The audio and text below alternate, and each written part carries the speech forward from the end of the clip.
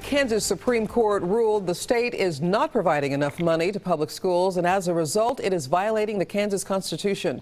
Right now, the state spends $3 billion each year on education. Parents and 4 school districts sued the state in 2010, saying lawmakers backed out of promises to provide a certain level of education funding. Well, this morning, the court says the state's poor school districts hurt even more when the state cut certain payments during the recession. The case will now go back to district court to determine how much money Kansas schools should get. Kansas City, Kansas public school leaders are definitely weighing in on this decision. Sarah Hollenbeck is there live this morning. And Sarah, they have to be thrilled with the court's ruling today.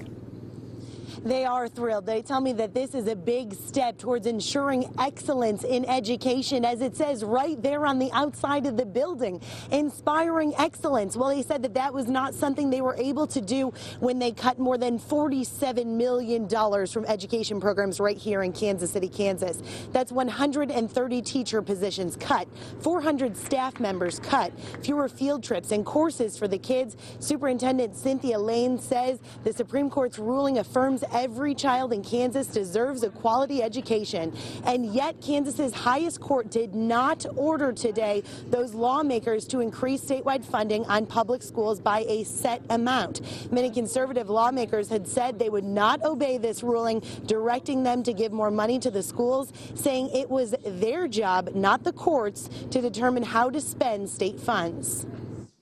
You know, for me, when people disagree with me, I sometimes take that kind of posturing too. But then at the end of the day, I say, okay, we've got to do what's right.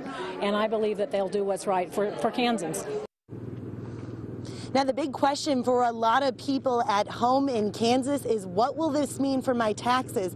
Well, over the last 2 sessions, the governor has now put in the biggest tax breaks ever, a whopping $3.9 billion that we'll see over the next 6 years. And what this could mean is fewer tax breaks for people in Kansas. But we are expecting to hear from Governor Sam Brownback during a press conference at 2:30 today. And you can count on 41 Action News to bring you the very latest developments from that. Reporting live in Kansas City, Kansas, I'm Sarah Hollenbeck, 41 Action News.